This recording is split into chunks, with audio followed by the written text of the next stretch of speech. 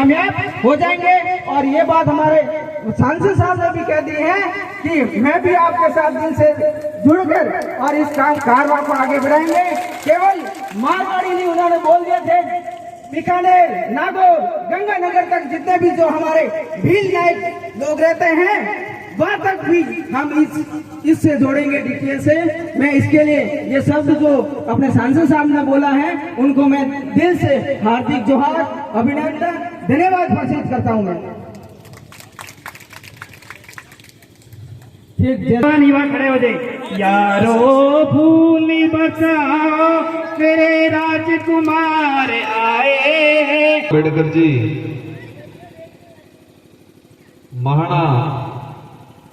महाराणा प्रताप के साथ कंधे से कंधा मिला के लड़ने वाले भील राजा राणा पूजा भील, इनको नमन करते हुए इस पंडाल में विराजमान बड़े बुजुर्ग, साथ ही स्थानीय सरपंच साहब, उप सरपंच साहब, पड़ोसी ग्राम पंचायत के सरपंच साहब, युवा साथी, पत्रकार बंधु और हमारी माता बहनें, आप सबको मेरी ओर से तहे दिल से धन्यवाद, जय जोहार। कार्यक्रम अपने रखा था 1 बजे के आसपास और आप 11-12 बजे से इंतजार कर रहे हो और अभी लगभग 6 बजने आए। इसके बावजूद भी आप सभी डट के रहे, इसके लिए पुनः आप सबको दिल से धन्यवाद देना चाहूंगा। आपको पता है न मैं यहाँ का स्थानीय सांसद हूं, न यहाँ का स्थानीय विधायक हूं। आप सबको ये भी पता है कि मैं यहाँ का आपका न हेडपंप या न आपका रोड करा पाऊंगा। इसके बावजूद भी आप दिल से मेरा स्वागत किया। आपके अंदर एक प्रेम जगह है, एक स्नेह जगह है और मुझे भी पता है मैं यहाँ का सांसद नहीं हूं, फिर भी मैं आपके लिए आया और आपको भी पता है कि मैं यहाँ नहीं कर पाऊंगा, फिर भी आपने मेरा स्वागत किया और दिल से स्वागत किया, इसलिए धन्यवाद। तो फिर राज क्या है, ये कनेक्शन क्या है? मेरे अंदर एक सामाजिक भावना है और सामाजिक भावना आने के बाद मुझे उस काबिल बनाया। 84 की जनता ने, मेरी विधानसभा है 84, 2 बार मुझे विधायक बनाया और तीसरी बार बांसवाड़ा डूंगरपुर की जनता ने मेरे को सांसद बनाया। उस जनता को मैं धन्यवाद देना चाहूंगा जिन्होंने मुझे इस काबिल बनाया और आपके बीच में भेजा। अगर वो जनता नहीं ठानती तो मैं सांसद नहीं बनता। तो जनता कहते हैं जनार्दन है, जनता से बड़ा कोई नहीं है। लेकिन ये तब कब हो पाता है जब जनता को अपनी ताकत पता हो, ताकत पता होने के बाद जनता एकजुट हो जाए तो पता चलता है। साथियों, हम आदिवासी समाज में जन्म लिया है और आदिवासी समाज में एक अलिखित संविधान है। एक संविधान तो हो गया जो हमारा देश का संविधान है, जो बाबा भीमराव अंबेडकर जी, जयपाल सिंह मुंडा, तत्कालीन जो लोग, जितने जो महापुरुष थे, उन्होंने मिलकर बनाया, जो हमारे देश की कानून व्यवस्था को चलाता है, देश में एक विधि निर्माण का काम किया। दूसरा संविधान है हमारे बाप दादों का, पूर्वजों का संविधान, जिसको हम अलिखित संविधान कहेंगे। वो संविधान कहीं भी कागजों में लिखा हुआ नहीं है।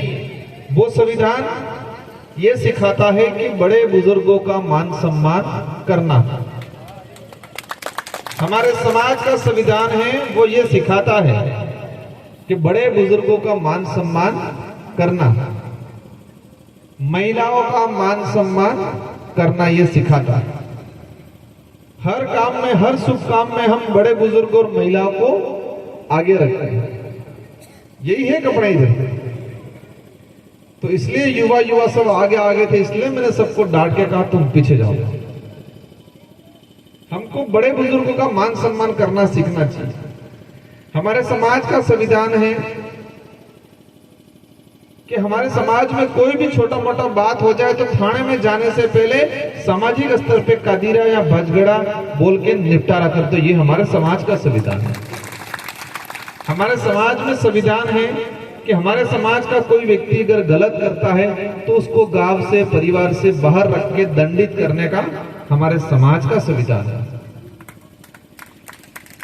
हमारे समाज में सेम गोत्र के व्यक्ति आपस में शादी करें तो हमारा समाज रोकने का काम करता है। अन्य गोत्रों में जी हेर नहीं मळे भी अपने शादी कराते हैं, शादी नहीं करते हैं, बनवासी करते हैं तो समाज उनको दंडित करता है। ये समाज का संविधान है। जब बारात जाती है तो बारात जाने के बाद विधिवत एक स्टेप बाय स्टेप प्रक्रिया होती है, वो हमारा समाज का संविधान है। आदमी की मृत्यु हो जाती है, मृत्यु होने के बाद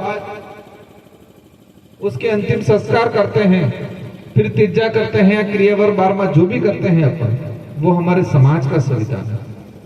वो किसी भी कागज में नहीं लिखा है, वो खून में है, वो पीढ़ियों से आता है, पीढ़ियों से वर्तमान में है और हम बड़े बुजुर्गों से सीखेंगे तो भविष्य में भी वो जाएगा, वो किसी कागज में लिखा हुआ नहीं मिलेगा।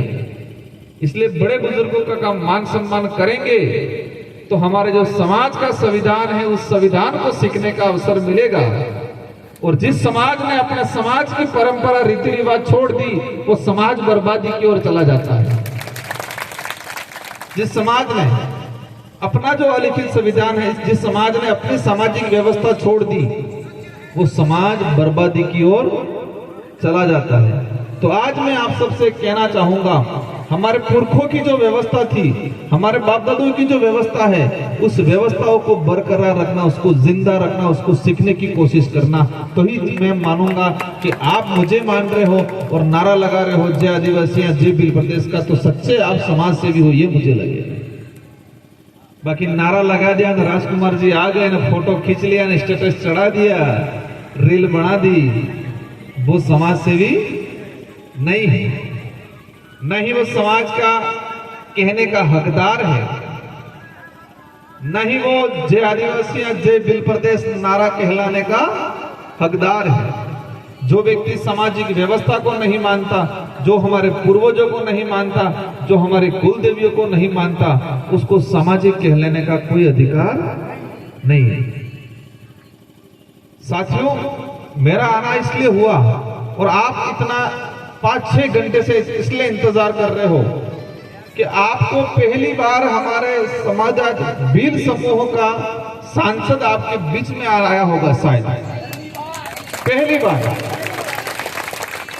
आज आजादी के 75 वर्ष तक होने आ गए और पहली बार वीर समूह का सांसद आपके बीच में पहली बार आया होगा। पहली बार आया, लगभग पहली बार। और मुझे भी पता है कि मेरे समाज के बीच में शायद पहले कोई नहीं गया होगा, गया होगा सिर्फ वोट लेने के लिए या पार्टी के नाम से आया होगा। वो कभी भी समाज की बात समझ, समाज की समस्या क्या है, उस समाज की समस्या को समझने कोई नहीं आया होगा।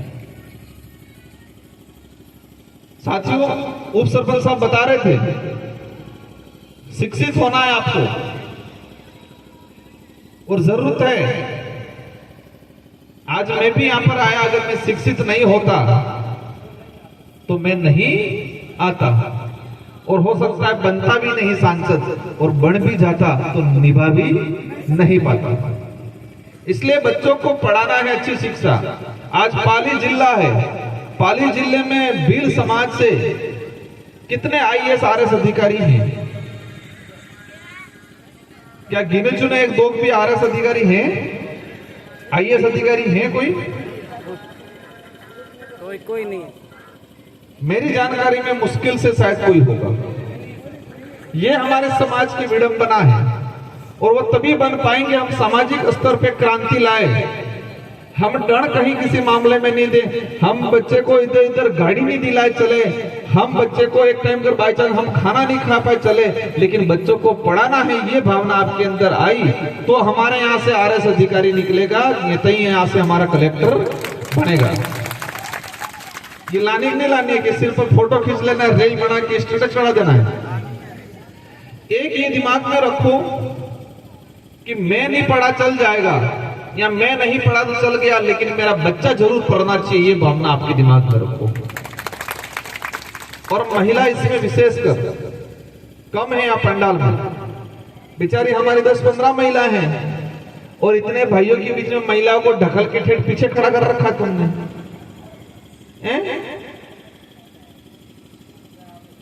कर रखा कि नहीं कर रखा? क्या ये समाज सिखाता है? ये हमारे समाज में कोई भी शुभ काम में महिला को आगे करते कि नहीं करते? मैं आया तिलक करवाना था तो महिलाओं को बुला लिया, फिर कह दिया तुम तो पीछे हो जाओ, ये नहीं जमेगा। और एक चीज दिमाग में रखना, आदमी कितना व्यवहारिक है उससे बच्चा अनुसरण नहीं करता है, महिला से अनुसरण करता है। आप अपने बच्चों को समय मां दे पाती है समय ज्यादा कि पिता दे पाता है? कौन देता है? संस्कार मां देती है कि पिता देता है?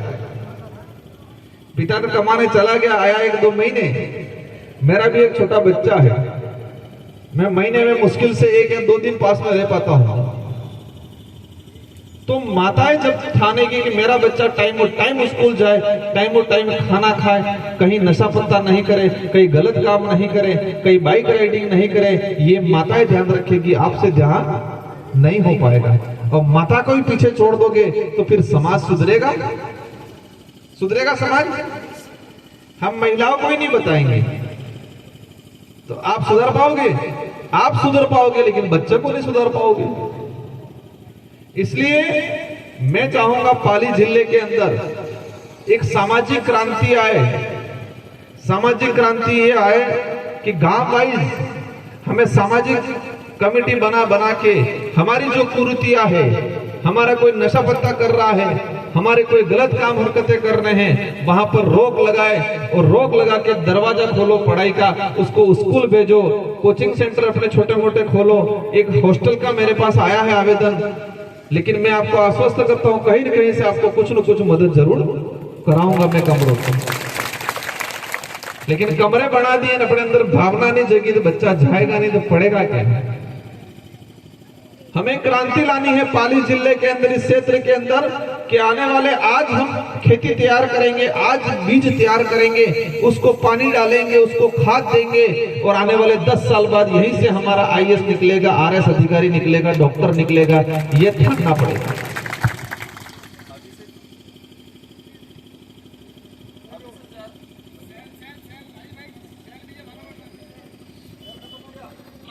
आज मेहनत करेंगे तो 5 साल बाद 10 साल बाद नौकरी लगेगा।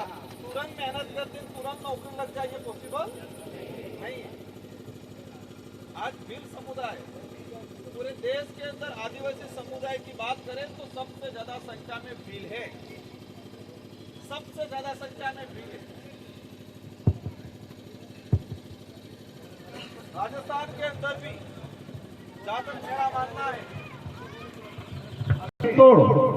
झालावाड़, राजसमंद, डूंगरपुर, बांसवाड़ा, सिरोही, ये जालोर, पाली, बाड़मेर, जैसलमेर, गंगानगर तक ये पूरी पट्टी सबसे ज्यादा अगर ST के अंदर काउंट करें तो भीलों की संख्या सबसे ज्यादा है, लेकिन नौकरियों में सबसे पीछे। फिर कोई कह देगा ये मीणा खा गए हैं, कहते नहीं कहते? हमें किसी भी समुदाय से न दुश्मनी रखनी है, हमको हमारा कर्म करना है। मीणा समुदाय दिल्ली और जयपुर के नजदीक रहा, उनको सुविधा मिली, वो आगे बढ़ा। मैंने देखा है वो फालतू दतंगों में नहीं मिलेंगे, आस्था रखेंगे, पूजेंगे भगवान को, सब करेंगे, लेकिन 7 दिन में 7 दिन में 3-4 दिन व्रत करने का काम नहीं करेंगे वो। और भगवान भूखा रहने से नहीं आता है, भूखा रहने से भगवान मिलता है क्या? हमारे उधर तो संत सुरमाल महाराज, मामजी महाराज की हम भक्ति करते हैं तो हमारे गुरु कह के गए कि भूखू भजन नहीं था, मतलब भूखा था भजन भी मत करना, ये कह के गए। भजन मंडली करते हैं ये, तो हमारे गुरु कहते थे कि आप भूखे पेट भजन मंडली भी मत करना। और यहाँ भगवान मिलेंगे यहीं कर करके व्रत कर करके हमारे बच्चे करकट जैसे हो गए हैं, फिर जमेगा? फिर कोई कह देगा राजकुमार तो विरोध करता है। आता कि नहीं आता? कभी कभी आता है सुनने में। हम किसी का विरोध नहीं कर रहे हैं, लेकिन हमारा समाज किसी कारणवश कहीं जहां के कमजोर हो रहा है।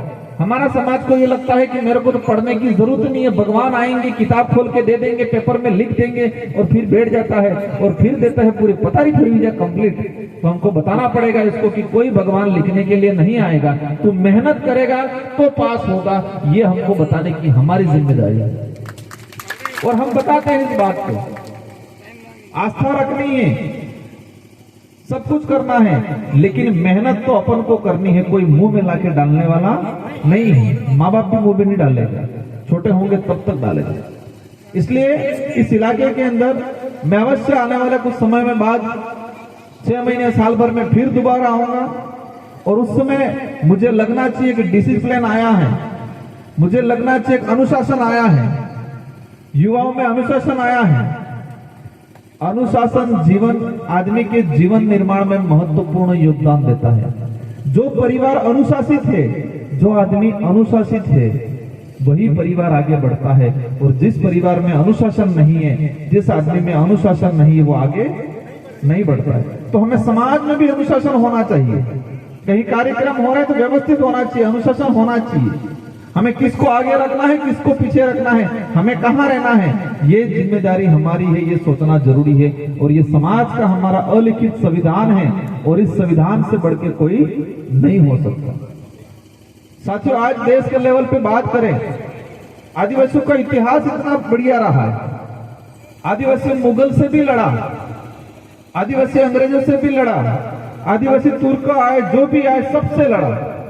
और आजादी से पहले से लगा के देखा जाए, इस देश में सबसे ज्यादा अगर किसी ने बलिदान दिया है तो 1 नंबर पे आदिवासी समुदाय है। 1 नंबर पे इस देश की आजादी में अगर सबसे ज्यादा अगर गले कटे हैं, सबसे ज्यादा अगर किसी की हत्या हुई है तो 1 नंबर पे आदिवासी समुदाय है। आज हम मानगढ़ का एक दिन में 1500 आदिवासी एक साथ मारे गए, एक दिन में। गुजरात के अंदर एक कांड हुआ, एक दिन के अंदर 2000 आदिवासी एक साथ मारे। बिरसा मुंडा जो छत्तीसगढ़ झारखंड इलाके के अंदर, वहां पर कई 2 से 3 बड़े कांड हुए आजादी से पहले। 1-2 दिन के अंदर 3-3, 4-4 हजार आदिवासी एक साथ मारे। हर वक्त हम दूर तो ठीक है, हल्दीघाटी युद्ध हुआ। आज इतिहास में हम पढ़ते हैं कि एकमात्र ऐसा राजा था जिसने मुगलों की अधीनता स्वीकार नहीं की, वो थे राणा प्रताप। और इन्हीं वजह से उनको महाराणा प्रताप कहा जाता है। उस समय भीलों ने आश्वासन दिया, जब युद्ध हुआ, युद्ध की तैयारी हुई, अकबर की सेना चढ़ने लगी, वहां खलबली मची और महाराणा प्रताप भीलों के बीच में गए जंगलों में। पाले आई, वहां पर पाल बोलते हैं हमारे, आप भी वहीं से आए हो। पाले में गए, पालों में बात हुई कि हम आश्वासन देते हैं राणा जी कि हम झुकेंगे नहीं, कट जाएंगे, आगे हम खड़े रहेंगे।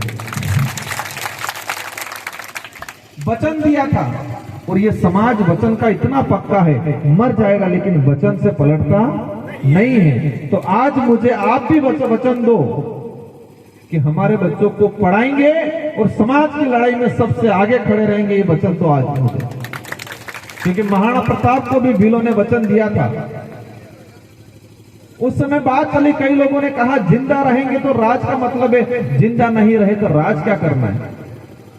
तो भीलों ने महाराणा प्रताप जी से कहा कि हमने वचन दिया है, हमें राज की चिंता नहीं है, हमें जान की चिंता नहीं है, हमारे वचन की चिंता है, क्योंकि हमने आपको वचन दिया है, उस वचन को दोबारा वापस नहीं लेंगे। महाराणा प्रताप के भाई थे शक्ति सिंह और जगमाल। शक्ति सिंह ने जब कहा कि राज ही नहीं रहे, जिंदा ही नहीं रहेंगे तो राज रह के क्या मतलब है, इससे संधि कर लेते हैं। लेकिन महाराणा प्रताप ने कहा कि मेरे साथ भीलों का वचन है, उन्होंने मुझे आश्वस्त किया है कि डट के हम लड़ाई लड़ेंगे, और हल्दीघाटी के युद्ध में लड़े और हजारों भील मारे गए, लेकिन आखिर जीत हुई कि नहीं हुई? तो वही चीज आज देश लेवल के अंदर देखा जाए, आदिवासी समुदाय की बहुत बदतर स्थिति है। कई बार मुझे सुनने में आता है आदिवासियों पे एट्रोसिटी हुई, आदिवासियों पे छुआछूत हुआ, भेदभाव हुआ। इस देश का सभ्य समाज आज स्थिति खराब है, ये बात सही सच है, लेकिन इतिहास के अंदर उठा के देखें तो इस देश का सबसे सभ्य समाज, सबसे दयालु समाज, सबसे प्रेम भावना रखने वाला समाज और एक नंबर सच्चा समाज के साथ अगर आज गलत होता है तो हमारे देश के लिए, आदिवासी के लिए नहीं, देश के लिए दुर्भाग्य की बात है। हमें, क्योंकि समाज ने किसी भी समाज का शोषण नहीं किया आज तक, किसी भी समाज के साथ छल कपट नहीं किया, हर किसी का सम्मान दिया, और यही हमारे खून में है और ये आगे भी हमको लेके चलना है। इसलिए आप सभी को पुनः तो दिल से धन्यवाद। आपकी यहाँ की जो मांग है, एक तो डीटीएस, रेगिस्तान जनजाति विशेष क्षेत्र रिजर्वेशन का जो मामला है, उस बात को उठाना है। ये बात बाड़मेर में उठेगी तो पाली वालों को भी तैयार रहना है, और पाली के लिए हम प्रयास कर रहे हैं कि कुछ इलाका जहाँ 40 से 50% से जनसंख्या है उसको टीएसपी के अंदर मिलाया जाए। ये प्रयास हम लोग कर रहे हैं लंबे समय से। और मेरा एक अनुरोध है, पढ़ाई की तो बात होगी, लेकिन जमीन बेचने का कोई काम मत करना, जमीन बेचने का काम मत करना। मजदूरी करके खा लेना, लेकिन जमीन बेचने का काम मत करना, क्योंकि आपने जमीन बेच दी, आने वाली पीढ़ी कहां रहेगी? वो आने वाली पीढ़ी सड़कों पे भीख मांगने का काम करेगी। इसलिए हम सबको मिलके आने वाली पीढ़ी के लिए, हमारे पूर्वज खुद के लिए नहीं सोचते थे, हमारे डोकरे खुद के लिए नहीं सोचते थे, आने वाली पीढ़ी के लिए सोचते थे। तो इतने जितने बुजुर्ग बैठे उनको भी कह रहा हूं, पार्टी यहां पर कोई भी हो आपकी, मुझे नहीं मतलब, कांग्रेस हो या बीजेपी हो, लेकिन खुद के लिए कुछ मिल जाए यूं करके मत सोचना। जो भी विधायक आए, मंत्री आए, सरपंच साहब आए, कोई भी हो, समाज के लिए और आने वाली पीढ़ी के लिए काम आए, ऐसा काम लेने की कोशिश करना। तुरंत का फायदा मत देखना, तुरंत का फायदा मत देखना, भविष्य में काम आए ऐसा बड़ा काम लेने की कोशिश करना। और आप एकजुट रहना, आप एकजुट रहोगे तो आपके सामने सारी पार्टियां झुकने का काम करेगी। हमें पार्टियों से कोई नहीं चाहिए, हमें हमारे आने वाली पीढ़ी के लिए, शिक्षा के लिए, हमारे आरक्षण की समस्या है उसके लिए लड़ाई लड़ने का काम करना है। इन्हीं शब्दों के साथ आप सबको पुनः धन्यवाद। युवा साथी नाराज हुए तो अच्छी बात है, होना चाहिए थोड़ा बहुत, ताकि अगली बार आपको याद रहेगा। ये मुहिम, ये लड़ाई, मेरा यहाँ पर आना सिर्फ स्वागत प्राप्त करना, आपके द्वारा फोटो ले लेना, ये उद्देश्य नहीं है। हमको मजबूत होना है। इस देश के अंदर सबसे बड़ी संख्या में भील है, भले पाली में कम है, लेकिन पूरे देश के अंदर सबसे ज्यादा संख्या में आदिवासियों की बात करें तो सबसे ज्यादा भील है।